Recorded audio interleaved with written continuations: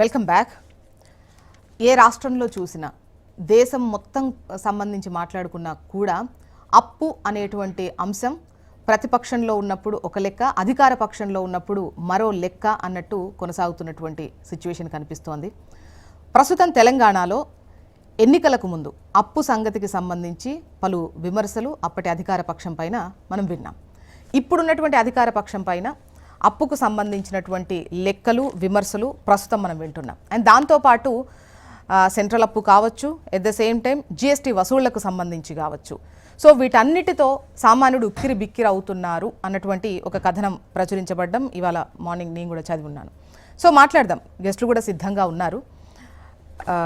Doctor Rakesh చిరుమిల్ల గారు, వీరు BRS senior నాయకులు. ఎండల లక్ష్మీనారాయణ గారు, వీరు మాజీ ఎమ్మెల్యే బీజేపీ నుంచి. నమస్తే అండి, వెల్కమ్ టు ద డిబేట్ ఇద్దరికి. నమస్తే అండి. నమస్తే అండి. రాకేష్ గారు, ముందు మీరే చెప్పాలి, ఎన్నికలకు ముందు కావచ్చు, ప్రస్తుత కొన్ని ఎదుర్కొనేటువంటి అంటే నిధులకు సంబంధించిన కొరత విషయంలో కావచ్చు, కొన్ని పథకాలు అమలయ్యేటప్పుడు అవసరమైనటువంటి నిధులకు సంబంధించి కావచ్చు, పదే పదే గత ప్రభుత్వం అప్పుకు సంబంధించిన ప్రస్తావన స్టిల్ కొనసాగుతూ వస్తోంది. ఇప్పుడు మీరు కాంగ్రెస్ వచ్చిన తర్వాత ఈ 19 నెలల్లో 2 లక్షల కోట్ల అప్పు చేశారు అన్నటువంటి ప్రస్తావన తీసుకొస్తున్నారు. అంటే మీరు చేసిన అప్పుకు వడ్డీలు కిస్తీలు కట్టేందుకే మాకింత ఇదవుతోంది, ఇబ్బంది అయిపోతోంది అని చెప్పేసి ప్రస్తుత అధికార పక్షం అంటోంది, ప్రభుత్వం అంటోంది. ఏంటి madam? Good morning madam. Good morning panel ఉన్నటువంటి జ్యోత్స్న గారు మీకు, అదేవిధంగా అన్న మాజీ ఎమ్మెల్యే ఎండ్ల లక్ష్మీనారాయణ గారికి, హెచ్ఎం టీవీ ప్రేక్షకులు. మేడం, ఫస్ట్ ఆఫ్ ఆల్ ఈ అప్పుల గురించి చెప్పాలంటే మనం ఒక 2-3 అంశాలు చెప్పాలి. గతంలో ఏదైతే వీళ్ళు చెప్తున్నటువంటి మాటలకు నిజానికి తేడా చెప్పాలి. ఏంటంటే ఏదైతే ఈరోజు అప్పులు అని అంటున్నారో, గతంలో ఏదైతే 8 లక్షల కోట్లు 7 లక్షల కోట్లు ఇష్టం వచ్చినట్టు మాట్లాడేది, కానీ కేంద్ర ప్రభుత్వం డిక్లేర్ చేసింది 4,15,000 కోట్లు అని చెప్పేసి కేంద్ర ప్రభుత్వం డిక్లేర్ చేసింది పార్లమెంట్ సాక్షిగా. మరి ఇంకా కార్పొరేషన్ రుణాలు కూడా ఉంటాయంటే అన్ని కూడా ఎఫ్ఆర్బిఎం పరిధిలోకి తీసుకురావడం జరిగింది. గతంలో ఎఫ్ఆర్బిఎం పరిధిని అంటే ఎఫ్ఆర్బిఎం కు సంబంధం లేకుండా రాష్ట్ర బడ్జెట్, రాష్ట్రాలు తీసుకునే అప్పులు సపరేట్ ఉంటుండే, కార్పొరేషన్లు తీసుకునే అప్పులు సపరేట్ ఉంటుండే. ఎప్పుడైతే 2000లో ఒక నిర్ణయం తీసుకుందో కేంద్ర ప్రభుత్వం, కంప్లీట్గా అప్పులన్నింటినీ కూడా ఎఫ్ఆర్బిఎం పరిధిలోకి తీసుకురావడం జరిగింది. అప్పులనన్నీ ఎఫ్ఆర్బిఎం పరిధిలోకి తీసుకొచ్చిన తర్వాత అన్ని రాష్ట్రాలు కూడా, దేశంలో ఉన్నటువంటి అన్ని రాష్ట్రాలు, బీజేపీ, కాంగ్రెస్, బీఆర్ఎస్ లేకపోతే ఇంకే అన్ని రాష్ట్రాలు కూడా ఏమని అంటే మాకు ఒక 4 సంవత్సరాల వెసులుబాటు ఇవ్వాలి అని చెప్పేసి కోరుకోవడం జరిగింది. ఆ వెసులుబాటు కంప్లీట్ అయింది. అన్ని కూడా అప్పులన్నీ కూడా ఈరోజు విత్ ఇన్ ద లిమిట్ లోకి రావడం జరిగింది, ఎఫ్ఆర్బిఎం పరిధిలోకి రావడం జరిగింది. అయితే వచ్చిన తర్వాత నేనేమంటున్నానంటే, ఆ రోజు మేము చేసినటువంటి అప్పులు ఏదైతే మనకు అప్పు ఇవ్వాలంటే, మీకు ఒక 1,00,000 రూపాయలు ఉంటే ఒక ఇల్లు కొనుక్కోవాలంటే ఒక 60-70 లక్షలు అప్పు ఇవ్వడం జరుగుతుంది. అంటే ఆర్థికంగా తలసరి ఆదాయం ఎంత ఉన్నదో దాన్ని లెక్కేసుకొని మనకు బ్యాంకులు కూడా ఇవ్వడానికి అప్పులు ఇవ్వడం జరుగుతుంది. అండ్ నెక్స్ట్ వచ్చేసి మేము చేసిన అప్పు ఏది కూడా వరల్డ్ బ్యాంక్ దగ్గరకో లేకపోతే ఇంకేదైనా జపాన్ బ్యాంకో ఆసియన్ బ్యాంకో ఎక్కడికి కూడా పోలేదు మేడం. మేము కంప్లీట్ గా కేంద్ర ప్రభుత్వం దగ్గర నుండి తీసుకురావడం జరిగింది, నెంబర్ 1. నెంబర్ 2, ఇక్కడ ఉన్నటువంటి జాతీయ బ్యాంకుల నుంచి కూడా ఈ రాష్ట్రానికి అప్పు తీసుకురావడం.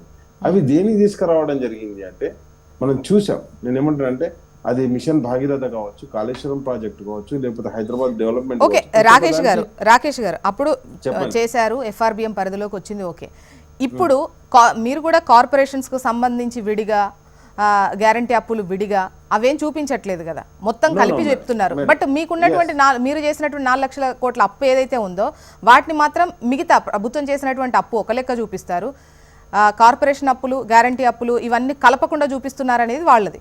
ఇప్పుడు ఈ 2 లక్షల కోట్లు ఏదైతే ఉందో కలిపి చెప్తున్నారు, వాళ్ళది చెప్పినప్పుడు కలుపుతున్నారు, మీది చెప్పినప్పుడు విడగొట్టి చెప్తున్నారు.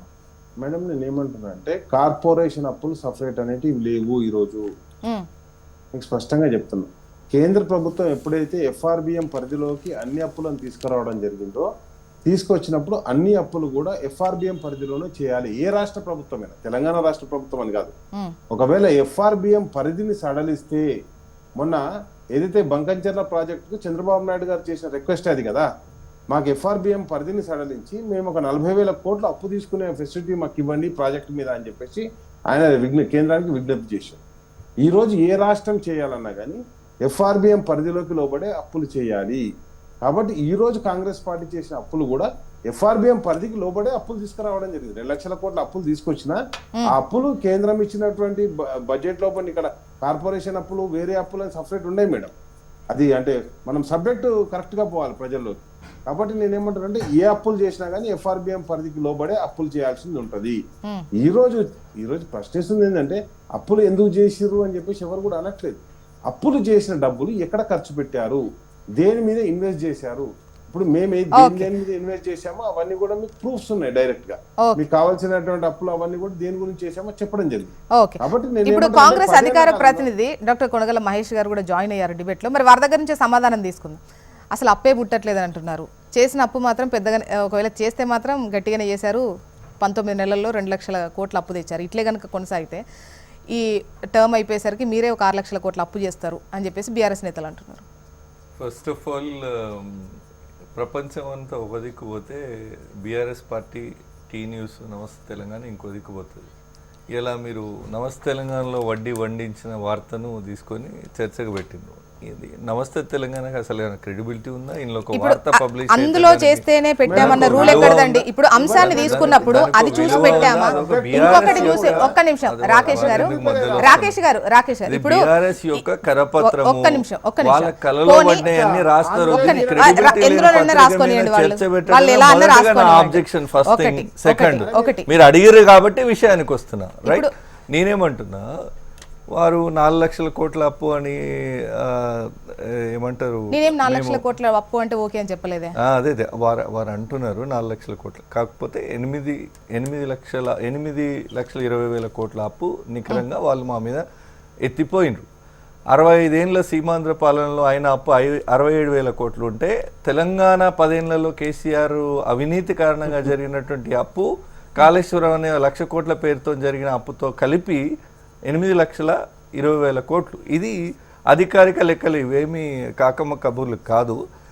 ఇందులో కాగ్ రిపోర్ట్స్ కానీ ఆర్బీఐ కానీ ఏంటంటే బడ్జెట్లో పెట్టినవే డేటా తీసుకొని మాట్లాడతాయి. కాబట్టి అప్పటి ఆర్థిక మంత్రి హరీష్ రావు గారు నెంబర్ గేమ్ ఆడి, అంటే నెంబర్స్తోనే మాయ చేసి వాటన్నిటిని చుపాయించి పెట్టారు. ప్రభుత్వం ఇచ్చిన గ్యారంటీలు ఏవి కూడా అప్పు కింద కార్పొరేషన్ అప్పులు కూడా మెన్షన్ చేయకుండా చేసిరనే మాట చాలా స్పష్టంగా సభాసాక్షిగా బట్టి విక్రమార్క గారు, మా ఉప ముఖ్యమంత్రి, ప్రస్తుత ఆర్థిక శాఖ మంత్రి గారు చాలా తేటతెల్లంగా ప్రజలకు చెప్పారు.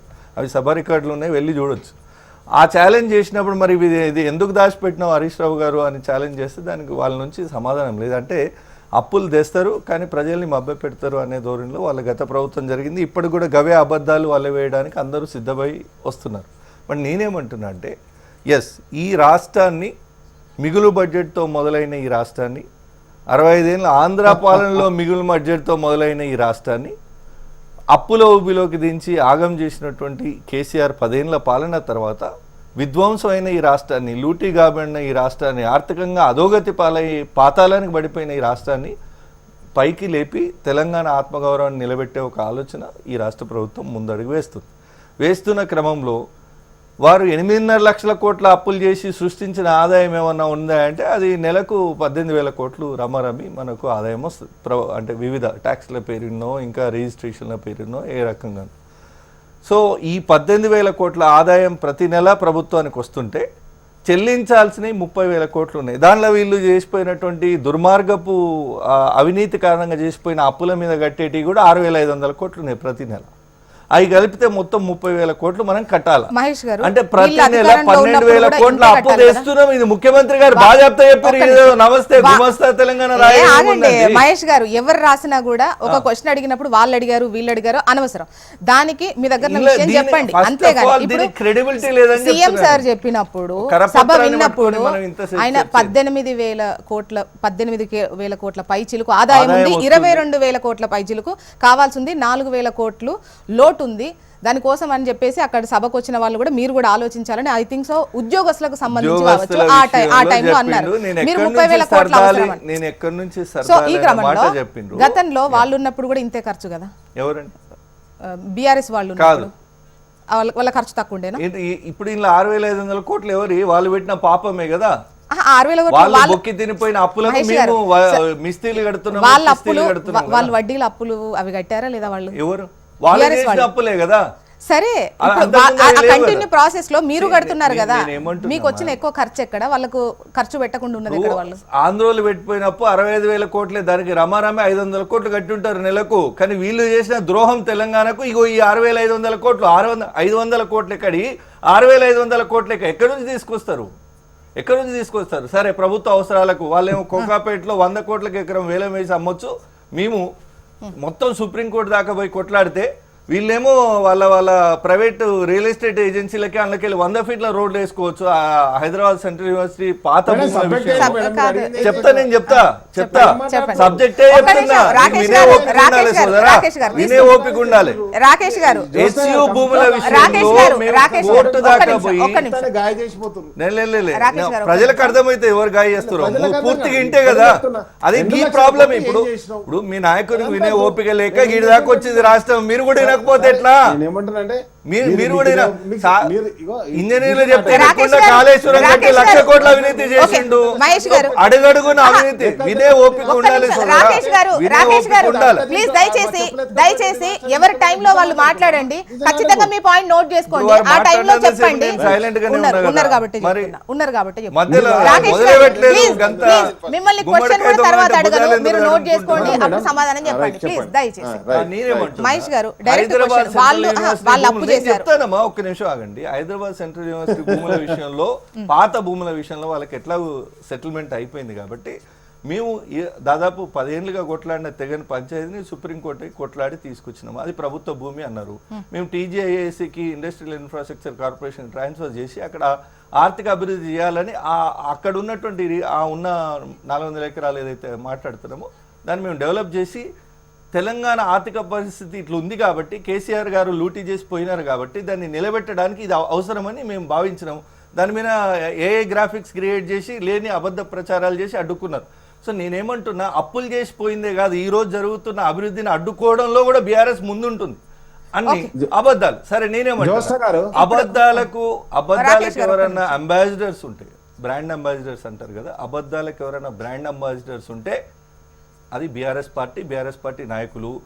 అవినీతికి ఏదైనా కేర్ ఆఫ్ అడ్రస్ ఉంటే అది బీఆర్ఎస్ పార్టీ నాయకులు. వాళ్ళు మిమ్మల్ని అంటారు, మీరు వాళ్ళని అంటారు. మీ మాటలు ఎంత వాస్తవం అనేది ప్రజలు తెలుసుకుంటారు.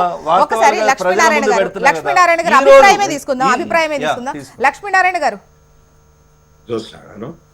చెప్పండి. ఒకటి అంటే అప్పులు అభివృద్ధి కోసం తీసుకొస్తే సంతోషం. ఆ అభివృద్ధి అనేటువంటిది మూలధన వ్యయం కోసం, భవిష్యత్తులో అభివృద్ధి ఫలాల కోసం ఉపయోగపడితే అది పర్వాలేదు. కానీ గత ప్రభుత్వం చేసినటువంటి అప్పుల్లో వాళ్ళు కాళేశ్వరం మూలధన వ్యయం కిందనే చూపించవచ్చు, మిషన్ భగీరథ మూలధన వ్యయం కిందనే చూపించవచ్చు. కానీ అది మూలధనం నుంచి మరి ఏదైతే మనకు రావాల్సినటువంటి తర్వాత గెయిన్ ఏదైతే ఉంటుందో అటువంటి గెయిన్ వస్తున్నదా, వస్తలేదు. వాళ్ళు ఏం చూపించారు? 38 లక్షల ఎకరాలకు నీళ్ళు అందిస్తామని చూపించారు, 40,000 ఎకరాలకు కూడా అందించలేదు. అంటే ఇప్పుడు ఆ డబ్బులు తీసుకొని పోయి గోదావరిలో పోసారు. గోదావరిలో ఎందుకు పోసారు వాళ్ళకి తెలియదా అని అంటే, వాళ్ళ గోదాముల్లో కొన్ని పోసుకున్నారు, గోదావరిలో కొన్ని పోసారు. ఇది పరిస్థితి. ఇది ఆవేదన కలిగించే అంశం. అదే రకంగా మిషన్ భగీరథకు సంబంధించి రాష్ట్రంలో ఉన్నటువంటి 12,769 గ్రామ పంచాయతీలకు మంచినీళ్ళు ఇస్తామన్నారు. మరి అప్పటికే 1000 గ్రామాల్లో మంచినీళ్ళ వ్యవస్థ ఉన్నది, దాన్ని బలోపేతం చేస్తే సరిపోతుంది. కానీ 20,000 కోట్లతో మొదలుపెట్టి 43,000 కోట్ల వరకు దాన్ని తీసుకొని పోయారు. ఎందుకు తీసుకొని పోయినరు అంటే వాళ్ళకు సంబంధించి కాంట్రాక్టర్లకు అంచనాలు పెంచి దాంట్లో వీళ్ళ గోదాములకు మళ్లించేందుకోసం తీసుకొని పోయారు. పోనీ అది వాళ్ళ సజావుగా పనిచేస్తుందా అంటే 70% ఊర్లల్లో ఆ నీళ్లు మిషన్ భగీరథ నీళ్లు లేవు, మళ్ళీ పాత బోర్ల మీదనే ఆధారపడి ఉన్నటువంటి పరిస్థితి. నేను ఇక్కడ మరి దీంతో పాటు ఇప్పుడు వచ్చినటువంటి ప్రభుత్వం గతంలో అనేక విషయాలు ఏదైతే భూములను తెగనమ్మిండ్రు, భూములను అప్పనంగా అప్పజెప్పిండ్రు, అనేక జీవోలు తీసి గత ప్రభుత్వం వాళ్ళ వాళ్ళ వాళ్ళ బినామీలకు అప్పచెప్పారు, లక్షల కోట్లు దాని ద్వారా కైంకర్యం చేసుకున్నారు అనేటువంటి చెప్పండి. ఎస్, భూములు గల్లంతైనాయి, భూములు చేతులు మారినాయి, బినామీల మీద మారినాయి. మరి అటువంటి లక్షల కోట్ల విలువైనటువంటి భూములు మారినప్పుడు ఆ భూములకు సంబంధించి శ్వేతపత్రం ఎందుకు రిలీజ్ చేస్తారు? వీళ్ళంటే వాళ్ళతోని కుమ్మక్కయ్యి కదా, కాంగ్రెస్ బీఆర్ఎస్ తో కుమ్మక్కైంది, బీఆర్ఎస్ తోని కాంగ్రెస్ కుమ్మక్కయ్యి ఆ భూములను ఏవైతే అక్రమంగా మార్పిడి జరిగిందో, ప్రత్యేకంగా జీవోలు తీసి ప్రజల ఆస్తిని మార్చడం జరిగిందో, మరి ఆ భూములకు సంబంధించి శ్వేతపత్రం రిలీజ్ చేసి వాటిని తిరిగి స్వాధీనం చేసుకోవడం కోసం కానీ వాటి విలువను ఏదైతే ఉన్నదో లక్ష్మీనారాయణ గారు రాష్ట్ర అప్పు ఏంటి, గతంలో అప్పు ఇప్పుడు ప్రస్తుతం ఎంతవరకు ఎఫెక్ట్ అవుతుంది రాష్ట్రం పైన, అండ్ ప్రస్తుతం చేస్తున్నటువంటి అప్పు పట్ల, ప్రస్తుతం అయినటువంటి అప్పు పట్ల మీ ఉద్దేశం ఏంటో చెప్పండి. ఇప్పుడు ఒకటండి, అప్పు 6-7% వడ్డీతో తీసుకురావచ్చు, కానీ 10-11% వడ్డీతో తీసుకొచ్చారు. మరి ఇన్ని లక్షల కోట్ల అప్పు తీసుకొచ్చి ఈ రాష్ట్రంలో 50,000 కోట్ల విద్యుత్తుకు సంబంధించిన అప్పు కానీ, అంటే గ్రామ పంచాయతీల్లో ఇవ్వాల్సినటువంటి అప్పులు, కాంట్రాక్ట్లకు బిల్లులు కానీ, మరి ఏదైతే ఇవాళ రాష్ట్రంలో 2014-15 అధికారంలోకి వచ్చినప్పటి నుంచి కూడా పెండింగ్ లో ఉన్నటువంటి కాంట్రాక్టర్ల బిల్లులు అటువంటివి కానీ, మరి ఇవాళ అనేక విషయాల మీద ఏవైతే పెండింగ్ పెట్టినటువంటి బిల్లులు ఏవైతే ఉన్నాయో, బిల్లులు కావచ్చు, కనీసం ఈ హాస్పిటల్ల పరిస్థితిని మెరుగుపరిచినటువంటి పాపాన పోలేదు. లక్షల కోట్లు లక్ష్మీనారాయణ సార్, ఇది ఓకే, దేనికి ఎంత వడ్డీ ఎక్కువ పెట్టి తెచ్చారా లేకపోతే ఎట్లా తెచ్చారు, ఇవన్నీ గతంలో చాలా సార్లు మాట్లాడుకున్నాం. సో ఆ అప్పు అనేది ఇప్పుడున్న ప్రస్తుత ప్రభుత్వానికి ఎట్లా ఇబ్బందికరంగా మారిందనేది ఒకటి, ప్రస్తుత ప్రభుత్వం చేసినటువంటి అప్పు అనేది చెయ్యక తప్పని పరిస్థితి అని చెప్పేసి వాళ్ళు అంటున్నారు. సో దీనిపైన చెప్పండి, ఈ లైన్ పైన చెప్పండి. ఇప్పుడు 4.5 లక్షల కోట్ల అప్పు అన్నారు.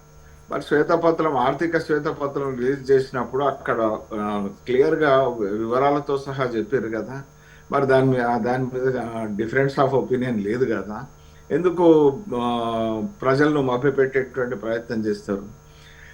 ఖచ్చితంగా అప్పు తెచ్చినప్పుడు దాన్ని ఏదానికి వాడినాము, ఇవాళ ఏదైతే రాకేష్ గారు అడుగుతున్నారో మరి అదే రకంగా ప్రజలకు సమాధానం చెప్పాల్సినటువంటి బాధ్యత, అప్పులను దేనికి వాడినరు అనేటువంటి బాధ్యత దాంట్లో. పబ్లిక్ కాలర్ ఉన్నారు లక్ష్మీనారాయణ సార్, ఒకసారి కాల్ తీసుకుందాం. కాలర్ ఉన్నారు ఏదైతే ఒక్క నిమిషం చూస్తాను, కన్క్లూడింగ్ పాయింట్. కాగ్ ఏదైతే ఉన్నదో మరి ఆ అప్పులు తీసుకొచ్చి సజావుగా వాడినరా అనేటువంటి విషయంలో ఎన్ని రిమార్కులు ఉన్నాయి, ఎన్ని లోపాలు ఉన్నాయి, ఎన్ని స్వార్థం కోసం విధి విధానాలను తుంగలో దొక్కారో ఫైండ్ అవుట్ చేసింది. మరి ఆ రకంగా ప్రజల కోసం అప్పు తీసుకొచ్చి మరి వ్యక్తిగత స్వార్థంతో కార్యక్రమాలు రూపొందించి నిధులను మళ్లించడం అనేటువంటిది సహించేటువంటి విషయం కాదు. ఈ ప్రభుత్వం దాన్ని అలాగే దాని విషయ ప్రస్తావన లేకుండా, దాని వివరాలన్నీ కూడా లేకుండా వాళ్ళతో కుమ్మక్కై వ్యవహరిస్తుంది అనేటువంటిది నిర్వివేదం. ఓకే, ఈ అంశం పైన మేబీ అంటే జనాలకు కూడా అనిపించట్లేదు, బీఆర్ఎస్ కాంగ్రెస్ కలిసిపోయాయి, ఒకరు అప్పులు ఒకరు సపోర్ట్ చేసుకున్నారు, వాళ్ళని బయటికి రాకుండా చూస్తున్నారు అని అనిపిస్తలేదు లక్ష్మీనారాయణ సార్. మరి బీజేపీకి ఏమన్నా అనిపిస్తుందేమో, అంటే మిగతా విషయాలలో మేబీ అనేటువంటి డౌట్ మీరు చెప్పినప్పుడు అనిపిస్తుంది, కానీ ఈ అప్పు లెక్కలు మాత్రం ఎప్పుడు అనిపించలేదు. చూద్దాం. రాజయ్య గారు ఉన్నారు, వీరు లక్ష్మీనారాయణ సార్ ఒక్కసారి కాలర్ చాలా సేపు నుండి వెయిట్ చేస్తున్నారు కదా, ఒకసారి తీసుకుందాం ప్లీజ్. రాజయ్య గారు గుడ్ మార్నింగ్. రాజయ్య గారు మేబీ కాల్ డ్రాప్ అయినట్టుగా ఉన్నారు. మళ్ళీ నా వాయిస్ నాకు వినిపిస్తుందంటే టీవీలో అనుకుంటా. ఒక్కసారి రాకేష్ గారు చెప్పండి. జ్యోత్స్న గారు, ఇంతకుముందు మేబీ కాల్ డ్రాప్ అయినట్టు. మిత్రుడు మహేష్ గారు చేసినటువంటి ఆరోపణలకు నేను సమాధానం చెప్పడానికి మీరు అన్నారు కదా, అయిపోయిన తర్వాత చెప్పండి. చెప్పమన్నా మేడం, లాస్ట్ బడ్జెట్ లో రాష్ట్ర ప్రభుత్వం డిక్లేర్ చేసింది 5,000 crores సర్ప్లస్ ఉన్న రెవెన్యూ ఇన్కమ్ లో అని చెప్పేసి డిక్లేర్ చేసింది. ఈ సంవత్సరం వచ్చేసి సర్ప్లస్ లో ఉన్నది 2.5 crores సర్ప్లస్ లో ఉందని చెప్పేసి ఈ బడ్జెట్ లో డిక్లేర్ చేయడం జరిగింది. నెంబర్ 1 సర్ప్లస్ బడ్జెట్ ఉందని చెప్పేసి. అండ్ నెక్స్ట్ వచ్చేసి ఈ రాష్ట్రం ఏర్పడ్డప్పుడు మిగులు బడ్జెట్ తో అంటే అప్పుడు కూడా ఇంతకుముందు మిత్రుడు చెప్పినట్టుగా ఒక 70-80 కోట్లతోటి మనకు ఇవ్వడం జరిగిందని చెప్పేసి ఆయన కూడా చెప్పడం జరిగింది. కాబట్టి ఆల్రెడీ అప్పుతోటే మన రాష్ట్రం స్టార్ట్ అయినా కానీ మన అభివృద్ధి దిశగా ముందుకు పోవడం జరుగుతుంది. అండ్ నెక్స్ట్ వచ్చేసి ఇంకొక మాట ఏదైతే అన్న చెప్పినట్టుగా ఎన్ల లక్ష్మీనారాయణ గారు చెప్పినట్టుగా మిషన్ భాగీరథ నీళ్లు కొత్తగా ఏం రాలేదు అంటే అన్న ఫిల్టర్ వాటర్ అంటే ఏదైతే ట్రీట్మెంట్ ప్లాంట్స్ పెట్టేసి ఎవరిని మీరు ఆర్డబ్ల్యూఎస్ ఇంజనీర్ అడిగినా ఏ గ్రామంలో అడిగినా చెప్తారు. హర్ ఘర్ జల్ అని చెప్పేసి మీరు ఏదైతే కాన్సెప్ట్ తోటి ముందుకు పోతారో అది మిషన్ భాగీరథ ఎగ్జాంపుల్ తీసుకొని పోతారు. గతంలో ప్రైమ్ మినిస్టర్ గారు దీన్ని ఓపెన్ చేయడం జరిగింది. నీతి ఆయోగ్ చెప్పినా కానీ దీన్ని నిధులు మాత్రం కేటాయించలేం మన రాష్ట్రానికి. నేనేమంటున్నా అంటే అప్పుడు కేటాయించకపోయినా ఇప్పుడైనా కేటాయించేది హర్ ఘర్ జల్ దాని మీదనో లేకపోతే జల్ సంరక్షణ యోజన అప్పుడు మిషన్ కాకతీయ చేపట్టడం జరిగింది. 90,000 చెరువుల పూడిక. నేనేమంటున్నా రాష్ట్రానికి డబ్బులు తీసుకురండి అన్న. నేనేమంటున్నా అంటే ఈ రాష్ట్రంలో ఏ ప్రభుత్వం రాష్ట్రం నెక్స్ట్ వచ్చేసి అభివృద్ధి ఈ లెక్కన మీరు పెద్ద ఎత్తున అప్పు చేశారని ఇప్పుడు మిగులు మేడం నేనేమంటున్నా అంటే ఈ రోజు కేంద్ర ప్రభుత్వం కూడా కేంద్రం 1,50,00,000 కోట్ల అప్పు చేసింది మేడం కేంద్ర ప్రభుత్వం. ఏమంటుందంటే లేలే let me correct you. 200 వరకు వస్తుందని చెప్పబోతున్నారు కదా. 150 కోట్లు కాదు ఒక్క నిమిషం 2014లో కాంగ్రెస్ ప్రభుత్వం నుంచి మోడీ గారు నీకే చెప్తున్నా, నువ్వు రాంగ్ నెంబర్ చెప్పి ఇంకా పెద్దగా ఉందని చెప్తున్నా. 2014లో కాంగ్రెస్ నుంచి మోడీ గారికి అధికారం ఇచ్చేటప్పుడు 49 లక్షల కోట్లు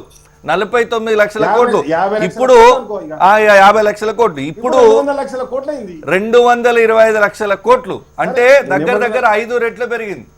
మేడం నేను ఏమంటానంటే ఈ రోజు 200 లక్షల కోట్ల అప్పు చేసి నేనేమంటున్నా అంటే ఏం చేసిర్రు అంటే డాలర్ విలువ 63 నుంచి 87 తీసుకుపోయారు. కాబట్టి ఇక్కడ బీజేపీ మాట్లాడుతున్నది కంప్లీట్ గా ఏదైతే మాట్లాడుతుండో ఒక బట్టకాల్సి మీద అన్న కాన్సెప్ట్ మాట్లాడుతుంది తప్పితే ఎక్కడ కూడా ఇక్కడ ఇంకోటి కొత్త అంశం లేదు.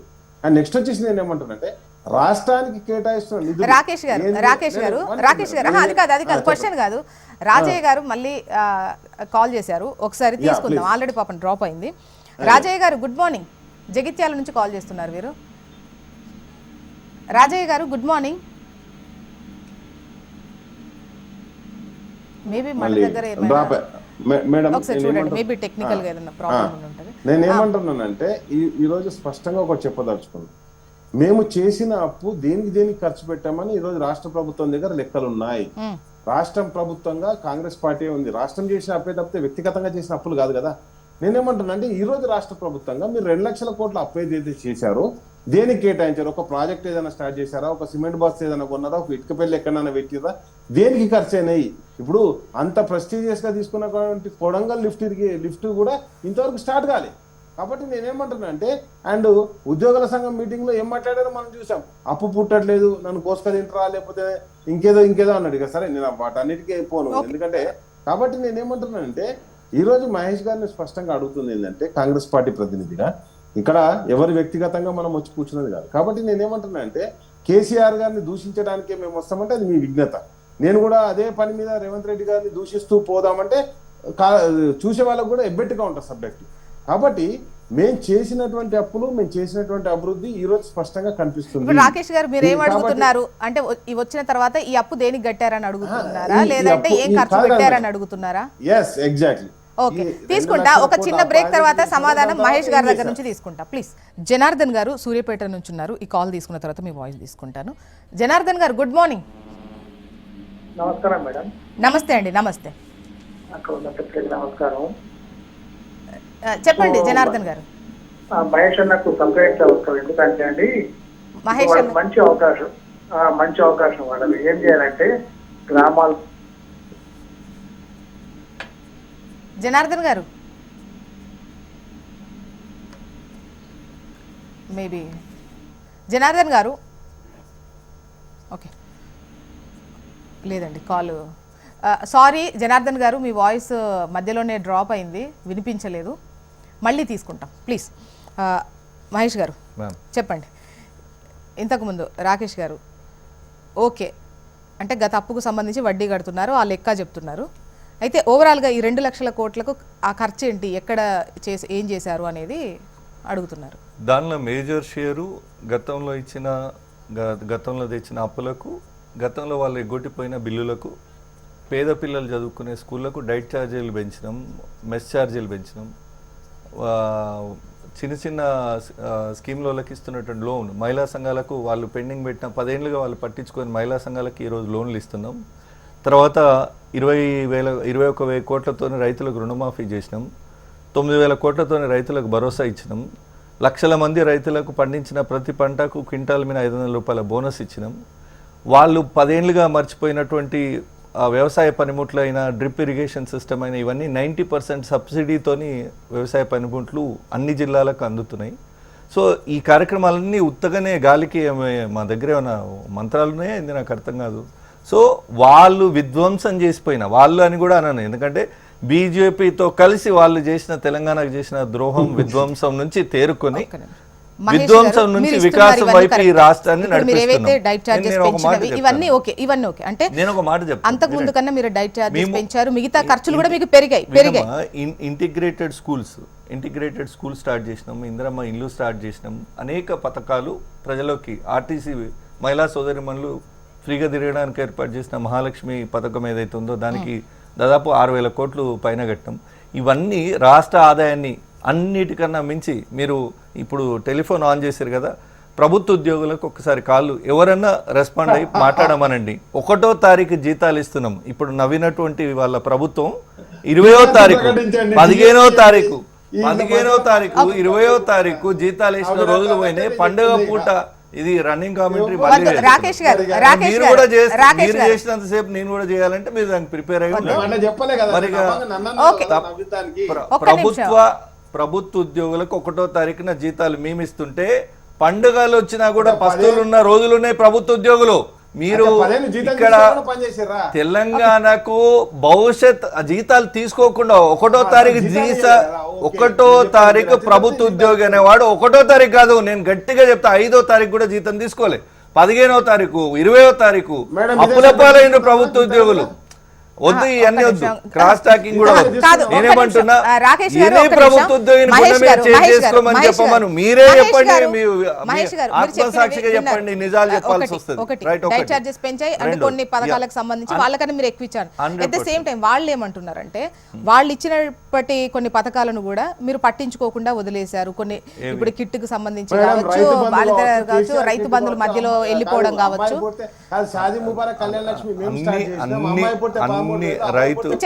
రైతు బీమా. రాకేష్ గారు అడిగిన 24 గంటల కరెంట్ కావచ్చు, రాకేష్ గారు వాళ్ళు 200 యూనిట్లు ఫ్రీ ఇస్తున్నారు కదా, పేదలకు ఇస్తున్నాం. అది కూడా నేను చెప్పని పథకం అంటూ లేదు, మేము చేసిన ఒక్కటేమా లేదు. ఒక జోసాగర్ ఒక పని చేయండి, ఇదే క్రాస్ టాకింగ్ జరగాలంటే లైవ్ షో మొత్తం అది కాదు. ఒకటి నేనేమంటున్నా, మధ్యలో వచ్చేది మీరు మాట్లాడుతారు. అట్ ద సేమ్ టైం వాళ్ళకి కొన్ని ఆపారు. ఏవి అంటే ఇప్పుడు ఏవైతే ఒక్క నిమిషం అండి, గురుకులాలకు మీరు ఏం 2-3 సంవత్సరాలే బకాయిలు ఉన్నాయి తెలుసా మీకు? ఆ విషయం అయిపోయి గురుకులాలు పెట్టాం, గురుకులాలు రాకేష్ గారు సోదరా ఇదేమి మీ డబ్బా కంపెనీకి పోయి అదే రిపీట్ చేద్దామా? అన్ని ఛానళ్ళలో కుదురుతుందా? కుదరదు కదా. ఇందులో అక్కడ బిఆర్ఎస్ ఆఫీస్ లో మాట్లాడుకున్నట్టు ఇక్కడ మాట్లాడితే ఎట్లా? నేనేమంటున్నా, దిస్ ఇస్ డెమోక్రసీ.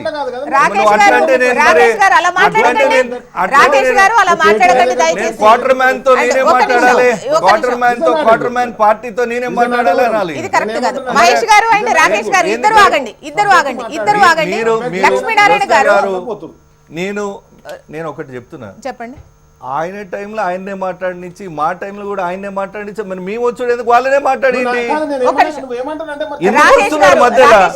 గుమ్మడికాయ దొంగ అంటే భుజాలు కొనుక్కునే శాస్త్రం లేదా ఇది? గుమ్మడికాయ దొంగ అంటే నేను అన్నానా కేసీఆర్ గారిని ఇంకేమన్నా? పాలసీలో లోపాలను ఎత్తి చూపుతున్నాం, మీరు చేసిన విధ్వంసాన్ని ప్రజల ముందు పెడుతున్నాము. మహేష్ గారు, మహేష్ గారు దయచేసి ఇది కరెక్ట్ కాదు, ఇది కరెక్ట్ కాదు, కరెక్ట్ కాదు, ఇద్దరిది కాదు, ఎవరిది? లక్ష్మీనారాయణ గారు మధ్యలో వచ్చిన వాళ్ళని ఆపడం మీ బాధ్యత. టైం అయింది, అట్లా కాదు. లక్ష్మీనారాయణ గారు ఇక్కడ జిఎస్టీ అంశం కూడా సామాన్యులను విపరీతంగా బాధిస్తోంది. ఇప్పుడు ఒక్క నిమిషం, మళ్ళీ మీరు వాళ్ళకే ఇచ్చుకోండి. అండ్ లక్ష్మీనారాయణ గారు కొన్ని పాయింట్స్ రేజ్ చేసిన దానికి సమాధానం చెప్పాలి. చెప్పండి. ఇప్పుడు వాళ్ళు ఏమంటారు, భూములు కింద మీద అయినాయి, దాని మీద ఏంటి అంటే అమయ్ కుమార్ ను అప్పటి కలెక్టర్ అమయ్ కుమార్ అరెస్ట్ చేసి దాని మీద విచారణలు జరుగుతున్నాయి. 2 లక్షల ఎకరాల భూములు దాదాపుగా ధరణి అక్రమాల అడ్డు పెట్టుకొని రాత్రి మార్చిండ్రు. భూదాన్ భూములు కానీ, గవర్నమెంట్ భూములు కానీ, అసైన్డ్ భూములు కానీ, వీటన్నిటి మీద విచారణ కొనసాగుతుంది. ఇది లక్ష్మీనారాయణ గారు పెద్దలు వారికి తెలవాలి. 2 నవీన్ మిత్తల్ గారు అది కూడా వస్తుంది. ఒకటి అన్ని ఒకటే రోజు. రెండోది రెవెన్యూ సెక్రటరీ కాదు, విద్యుత్ కొనుగోళ్లలో జరిగిన అవినీతి మీద విచారణ జరుగుతుంది. మీరు ముగించిరా ఏంది? లేదు, నడుస్తుంది. విద్యుత్ కొనుగోళ్లలో జరిగిన అవినీతి విచారణ జరుగుతుంది. కాళేశ్వరంలో జరిగిన అవినీతి విచారణ జరుగుతుంది. అవి విచారణలో ఉన్నాయి. మీరు అసలు మేము విచారిస్తలేమంటున్నారు. మీరు తప్పు కదా. 2 మీ పాత్ర కూడా లేదా కేంద్రంలో? ఎందుకు అంటే ఒకటే రోజు జైల్లో పెడతారా? ఒకటే రోజు జైల్లో పెడతారా అంటున్నా. లా టేక్స్ ఇట్స్ ఓన్ కోర్స్. మీరు శ్వేతపత్రం రిలీజ్ చేస్తారా? ఎందుకు? అసెంబ్లీలో రిలీజ్ చేసినాం కదా. 8 లక్షల కోట్లు అప్పు చేసినారు భూముల మీద కూడా మార్పిడి మీద. నేనేమంటున్నా, వాటన్నిటి మీద పూర్తిగా విచారణ పూర్తయిన తర్వాత ప్రజల ముందు పెడతామే. మాకేం భయం? గత ప్రభుత్వం ఎన్ని అక్రమాలు చేసిందో అన్ని ప్రజల ముందుకు వస్తాయి. కావాల్సిందల్లా ఓపిక. ఒక్క నిమిషం మహేష్ గారు, కావాల్సిందల్లా ఓపిక. ఒక్క నిమిషం. విశ్వేశ్వరరెడ్డి గారు ఉన్నారు. నమస్తే అండి విశ్వేశ్వరరెడ్డి గారు, good morning. Okay, maybe technical issue ఉన్నట్టుంది. మీరు లక్ష్మీనారాయణ గారు ఒక ప్రశ్న అడగండి అమ్మా. మీరే అడగండి, చెప్తున్నారు కదా, ఏం అడగాలి? 49 లక్ష్మీనారాయణ గారు ఆగండి, మీ అప్పు గురించి అడుగుతారంట. మేము కాంగ్రెస్ ప్రభుత్వం నుంచి వాళ్లకు మోడీ గారు 2014లో ప్రధాని అయినాక అప్పచెప్పినప్పుడు 49,000 కోట్ల అప్పులు మాత్రమే ఉన్నాయి. ఈ మొత్తం ఇండియాలో 60 ఏళ్ళ భారతదేశంలో, 65 ఏళ్ళ భారతదేశంలో ఈ 2025 వాళ్ళ 11 ఏళ్ళ పాలన తర్వాత 2,25,000 కోట్ల రూపాయలకు పెరిగినాయి. అంటే దాదాపు 5 ఇంతలు అప్పు పెంచిండ్రు. మరి రైల్వేలు ఆదానికి ఇస్తారు, ఎయిర్పోర్ట్లు ఆదానికి ఇస్తారు, పోర్టులు ఇస్తారు, అన్ని ప్రైవేటైజ్ చేస్తారు. గిన్నె అప్పులు చేసి ఏం చేశారు అనేది కూడా చెప్పాలి కదా. లక్ష్మీనారాయణ గారు చెప్పాలి కదండి. జ్యోత్స్న గారు, కాంగ్రెస్ ప్రభుత్వం గతంలో కాంగ్రెస్ ప్రభుత్వం ఉన్నప్పుడు ఏదైతే 2,95,00,000 గ్యాస్ కనెక్షన్లు, ఇవాళ 33 కోట్ల గ్యాస్ కనెక్షన్, 33 కోట్ల గ్యాస్ కనెక్షన్లకు చేరింది. 12 కోట్లు మొన్న ఉజ్వల కింద ఇచ్చినవి. మిగతా వాటిలో వాజ్పేయి గారి హయాంలో సింహభాగం ఇచ్చినటువంటి. ఇకపోతే 60% మందికి టాయిలెట్లు లేనటువంటి పరిస్థితి, టాయిలెట్లు ఇవ్వడం. అదే రకంగా 4 కోట్ల ఇల్లు నిర్మించడం జరిగింది. ఇంకా 3.5 కోట్ల ఇల్లు ఈ 5 ఏళ్ల కాలంలో నిర్మించడం జరిగింది. మరి అదే రకంగా ఆయుష్మాన్ భారత్ 52 కోట్ల మందికి ఆయుష్మాన్ భారత్ ఆరోగ్య భరోసా. అసలు ఎంఎస్పి అనేటువంటిది ఆ రోజు 1320 రూపాయలు ఒక కుంటాలు ధాన్యానికి ఉంటే, లక్ష్మీనారాయణ సార్ ఓకే ఇవన్నీ చేస్తున్నారు. ఓకే, అయితే వసూళ్లకు సంబంధించి జిఎస్టీ వసూళ్లు వాళ్ళ గురించి అడుగుతున్నారు. అది ఇది కలిపే చెప్పండి, లక్ష్మీనారాయణ సార్ అది ఇది కలిపే చెప్పండి. ఒకవైపు జిఎస్టీ వసూళ్లకు సంబంధించి ఈ మధ్య కాలంలో రిలాక్సేషన్స్ కొన్ని కనిపిస్తున్నాయి, కానీ పెద్ద ఎత్తున ఆదాయం కూడా ఉంది కదా. అప్పు ఎందుకు? మరో ఆదాయాన్ని సృష్టించేటువంటి రీతిలో కూడా ఇవాళ కోచ్ ఫ్యాక్టరీ, ఇక్కడ రామగుండం ఎరువుల కర్మాగారం, ఇక్కడ డబులింగ్ త్రిబులింగ్ రైల్వే లైన్లు, వందే భారత్ ఎక్స్ప్రెస్లు, ఇవాళ డిఫెన్స్ సెక్టర్ లో 423 రకాల 471 రకాల మీద స్వయం ఉత్పత్తి పెట్టుబడులు పెడుతున్నారండి. ఇక్కడ జహీరాబాద్ దగ్గర మనకు ఇండస్ట్రియల్ జోన్ అనేటువంటిది ఇవాళ ఇప్పుడు వచ్చిందా? జైరాబాద్ 5 జోన్లు ఇవాళ జైరాబాద్ దగ్గర ఇందిరాగాంధీ హయాంలో వచ్చింది. జైరాబాద్ దగ్గర ఇప్పుడు జోన్ వచ్చినట్టు ఇప్పుడు శాంక్షన్ అయింది, మీకు ఇంకా అప్డేట్ లేకపోతే తీసుకోండి. ఇప్పుడు మళ్ళీ ఇక్కడ శాంక్షన్ అయింది. శాంక్షన్ అయితే ఖర్చు అయిపోయిందా? ఇక చూడు ఎట్లా చెప్తున్నారు, ఖర్చు చేసింది చెప్పమంటే శాంక్షన్లు చేసినాయి ఆన్ పేపర్ మీద ఉన్నాయి లెక్క చేస్తున్నారు. ఇవాళ నదుల అనుసంధానం కోసం కొనసాగుతున్నటువంటి విధానం మరి ఏది తీసుకున్నా కూడా ఇవాళ దేశం ప్రగతి పథాన ముందుకు లక్ష్మీనారాయణ గారు కరెక్టే. అభివృద్ధికి ఒక్క నిమిషం మహేష్ గారు అండ్ రాకేష్ గారు ఒక్క నిమిషం మీ వాయిస్ తీసుకుంటాను ఒక్క నిమిషం. లక్ష్మీనారాయణ గారు ఓకే, అభివృద్ధి కోసము మీరు చేస్తున్నటువంటి డిఫెన్స్ కోసం రక్షణ కోసం అన్నిటికీ అప్పు చేస్తున్నారు, ఆదాయాన్ని సృష్టిస్తున్నారు, ఓకే. బట్ రాష్ట్రాలకు సంబంధించి చేసినటువంటి అప్పులను అవేమో అప్పుల కుప్పగా అనవసరమైనటువంటి వాటిగా రాష్ట్రాలే కూలిపోయే విధంగా దివాలా తీసినట్టుగా ఇంకా కుదరని పరిస్థితి అన్నటువంటి ప్రొజెక్షన్ ఇస్తున్నారు బీజేపీ నేతలు. అదే సెంట్రల్ ఉన్నటువంటి అప్పు మాత్రం అభివృద్ధి దిశగా వెళ్ళింది, ఆదాయం పెరిగింది అన్నటువంటిది చెప్తున్నారు. తెలంగాణ ఆదాయం పెరిగిందా పెరగలేదా? 2014లో ఉన్న ఆదాయమే ఇప్పటి వరకు ఉందా? అంటే ఈ లెక్కలు పనికి రావా? నేను ఒక విషయం ఇక్కడ ఇందాక మీరే జిఎస్టీ వసూళ్ల విషయంలో ఫిగర్స్ ఇచ్చారు. అంటే ఇన్వెస్ట్మెంట్ మూలధన వ్యయం మీద చేయడం వల్ల ఇవాళ ఆదాయం అప్పులు కట్టడానికి అప్పులు భారం కూడా కాకుండా ఉండడానికి సరిపడా ఆదాయం అనేటువంటిది పెరిగినటువంటి పరిస్థితి. మరి అదే రాష్ట్రంలో ఇవాళ ముఖ్యమంత్రి ఏమంటున్నాడు, నన్ను కోసుకొని తిన్నా కూడా లేదు గిదే ఉన్నది వడ్డీలకు పోతున్నది అనేటువంటి. మరి మూలధన వ్యయం చేయాల్సినటువంటి అప్పులు తీసుకొచ్చి మూలధన వ్యయం చేయాల్సినటువంటి దగ్గర అప్పులు తీసుకొని గోదాములు నింపుకోవడం అనేటువంటిది సరికాదు అనేటువంటిది మేము చెప్తాం. Okay done. ఫైనల్ ఒక్క నిమిషమే మాట్లాడండి రాకేష్ గారు. మేడం నేను ఒక్కటే చెప్తున్నా, గ్యాస్ కనెక్షన్ల గురించి చెప్పారు, మరి సెల్ ఫోన్ కనెక్షన్లు కూడా పెరిగినాయి, అవి కూడా బీజేపీకి అంతానే చెప్పుకోమని చెప్పుర్రి. నేనేమంటున్నా, దేశంలో కార్లు కొన్నారు, అవి కూడా బీజేపీ వచ్చిన తర్వాతనే కొనుక్కున్నారని చెప్పమని చెప్పుర్రి. ఎంఎస్పీ చెప్తారు, ఎంఎస్పీకి రూపాయి ఏ ప్రభుత్వానికి రాష్ట్ర ప్రభుత్వానికి రూపాయి కేటాయించి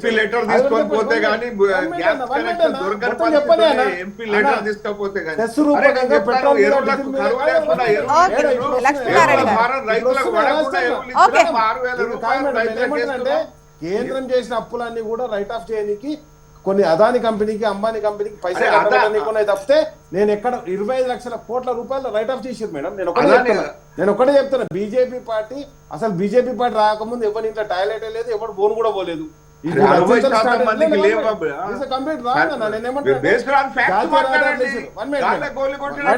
రాకేష్ గారు ఒక్క నిమిషం, ఈ విధంగా మాట్లాడితే జనాలకు ఏమీ అర్థం కాదు. లక్ష్మీనారాయణ గారు ఇప్పుడు ఏంటంటున్నారంటే చాలా రైళ్లకు సంబంధించి కావచ్చు, విమానాలకు సంబంధించి కావచ్చు, ఈ టాయిలెట్స్ కు సంబంధించి కావచ్చు, రోడ్లకు సంబంధించి కావచ్చు, వేటి నుంచైనా కాంగ్రెస్ హయాంలో ఏం జరగలేదా? బీజేపీ వచ్చాకే జరుగుతున్నాయా అనేది క్వశ్చన్. కాదు మేడం, వరంగల్ పోతున్నారు మీరు వరంగల్ వాళ్ళు, మీరు ఇప్పటికీ మీ జీవిత కాలంలో ఎన్నిసార్లు టోల్ గేట్ కట్టి కొత్తగా టోల్ గేట్ కడుతున్నా, గతంలో టోల్ గేట్ కట్టిన టోల్ గేట్ ప్రభుత్వ వాటా పైసలు వసూలు చేస్తున్నారు. ఫైనల్ గా మహేష్ గారు మనకు సమయం అయిపోతుంది, మీ పాయింట్ వచ్చింది, ప్లీజ్ మీ పాయింట్.